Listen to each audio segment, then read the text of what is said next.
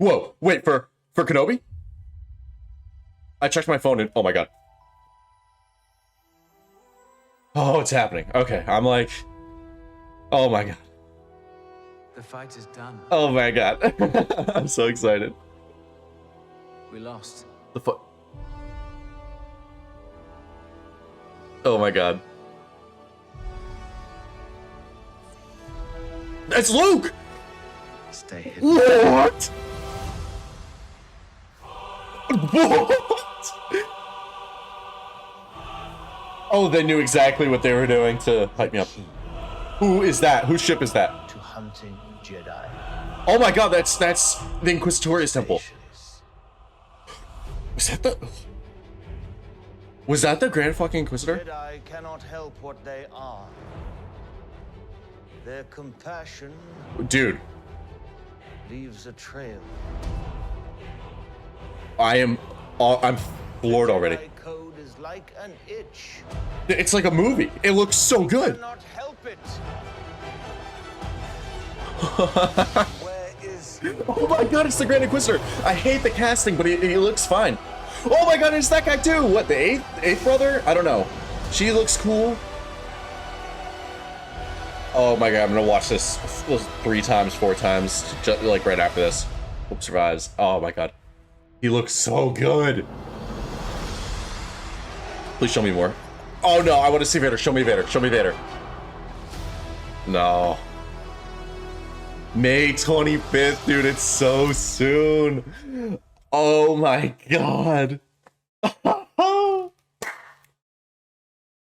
Thank you, Bob. Okay, everybody. Thank you, Bob. We have to say it. Thank you, Bob Chapek. Oh my god. Phew. That's something else. That is something else. All right, now that the investor stream has ended, I can compose myself a little bit more and talk about the Kenobi trailer. It looks really, really good. It looks very high quality, very high budget. Like something that belongs in theaters, which I really, really, really appreciate, because I don't not like Book of Boba Fett and Mando, but they carry a very different energy, if that makes sense. They feel like their own thing rather than like mainline Star Wars projects, much like how the Clone Wars never really felt like the theatrical Star Wars movies. They're like its own like branch of the franchise. And that's not to say they're bad. Of course, I love them as a part of the franchise, but it's different in a good way. And this just seems like, here is theatrical Star Wars content, but for your screen. When I saw Luke, I didn't even know what to think. I didn't know if we were going to see Luke in this series at all. I didn't know if, like, obviously we were going to see Luke in some capacity, but I didn't know if it was going to be like Star Wars Rebels, where it's like that scene with Kenobi where we just barely glimpse Luke at the end. I thought it might be something like that, but they're just putting him in the trailer. He's playing with the goggles like he's Anakin. We got Owen Lars, we got the Inquisitors, we saw the Temple Inquisitorius, or whatever it's called, from Fallen Order.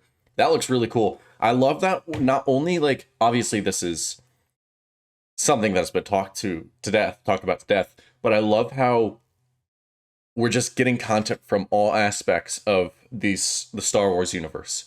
And I don't want to disrespect people who love Legends when I say this, but it's starting to become obvious why Disney did the continuity reboot, right? When they said, oh, we're doing this continuity wipe and everything is going to be important, it feels like they really meant it. There was quite a few years. I've been reading the books and comics since 2014, 2015, when Tarkin came out. That's when I jumped in. So pretty early on. I was started before even like the Aftermath trilogy. And towards the very beginning there, it really didn't feel like they were willing to commit to this everything is important idea. And now, even though we'll have like continuity errors here and there, it's like To see the Inquisitor's like base, and to see the Grand Inquisitor in live action, like it's just huge. It feels so important. And that's not even like what's a good example? That's not even like the Darksaber showing up in Mando, because like I said, Mando still feels like a sub genre of Star Wars rather than like the Star Wars. This feels like the Star Wars, and sure enough, there's like a video game location. There's the main villain from season 1 of Rebels, who, from what I can tell, will be probably the main villain, except Vader, of course. I was very surprised we saw no Vader. We got that little hint of him, but actually, that gives me hope, because I was worried that the show would be too much Vader, just a lot of Vader. It's gonna be a lot of Kenobi and a lot of Vader. But the fact that he wasn't in the trailer at all kind of tells me maybe there's not going to be as much Vader content as we thought. And why would there be, right? I mean, he obviously has real beef with Kenobi, but I also don't think he knows Kenobi is on Tatooine. It would surprise me if he was like completely in the know before just sending these random Inquisitors. I could see him being like, "Hey, Inquisitors, go take care of this Jedi on Tatooine that I heard about." Then they go, they fuck him up. Maybe, I don't know. Kenobi will probably fuck them up if anything. But then Vader will swoop in and be like, look who it is. But then again, they're apparently gonna fight twice. According to the rumors, they're gonna fight twice in the series, which I don't even know how that's gonna work. It makes me really excited though. This trailer has gone above and beyond of meeting my expectations. I wasn't sure if they'd be able to. But I am more than thrilled with what we saw. You could probably hear it in my voice. I'm above and beyond in excitement right now. It feels like the next big step for Star Wars. It's like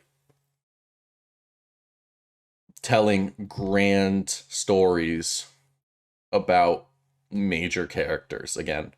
And that's not to say I can't stress this enough. That's not to say I don't like Mando and I don't like Din Djarin, but this feels like an entry in the Skywalker saga. It feels like a Skywalker saga interquel, which is essentially exactly what it is. And that to me just feels like such a different tier of like storytelling for the franchise. It's on a different level for me.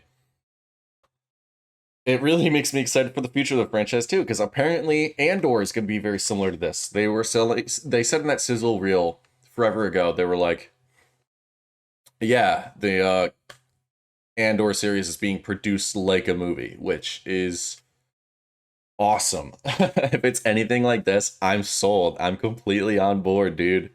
It looks really, really good.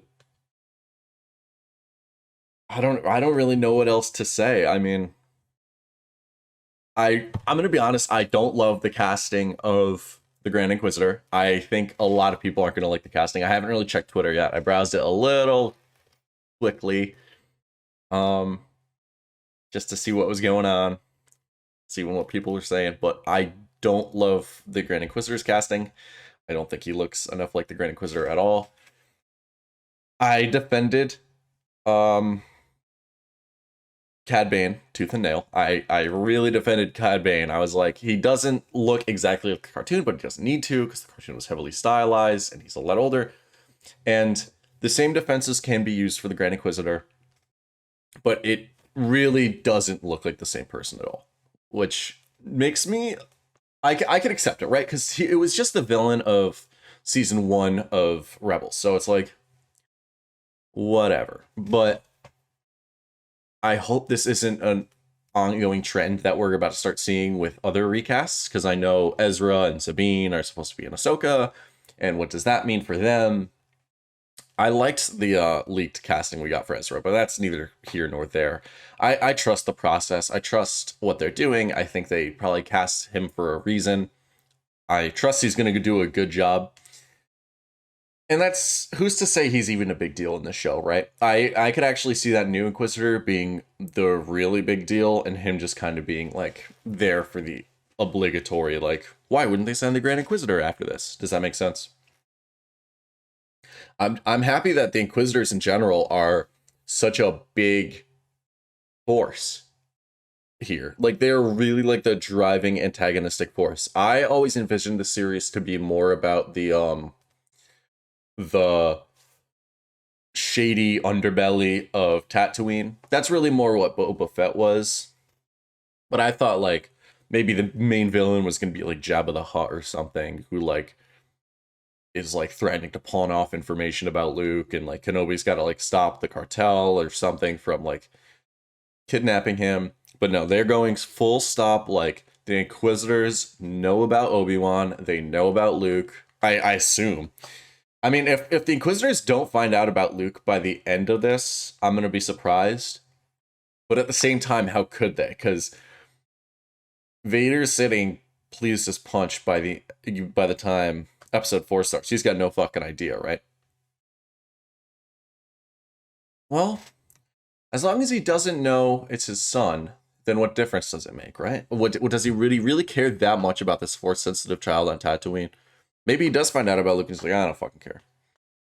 But I can't see him letting Kenobi sit around for that long, so I don't know. Maybe Vader... No, because Vader fights him. So I trust the process. I trust they know what they're doing. Of course, there were all those rewrites that were going on at the beginning, and that made me a little bit worried. But I have to sit back and I have to trust the process. If I love it, I love it. If I don't, I don't. There's nothing wrong with either. It's not going to stop me from loving the franchise, that's for damn sure. I just get a little bit worried when I notice these kinds of things. Not enough for me to go on Twitter and complain, but enough to have it in the back of my mind of thinking, how are they going to address this? And I've already gone and tried to defend some of the quote-unquote like plot holes, lesser plot holes. Stuff like, well, when Vader fights Obi-Wan in A New Hope, he says, last time I was but the learner, now I'm the master. And to me, like, he's not like in episode 3 when we fought last time. Like, there's plenty of room in between for them to fight again. And I think just like that, we're gonna like see a lot of like, oh, so it does make sense. Maybe you need to wrap your head around it a little bit, but with some recontextualization, things make better sense. We'll see. We'll see how it goes. I'm really excited. Thank you guys for joining me in this reaction. I'm on Twitter at Star Wars Energy. My name is Hayris Bask. It would mean the world to me if you could subscribe, leave a comment, and a like. And until next time, thank you for watching. Goodbye.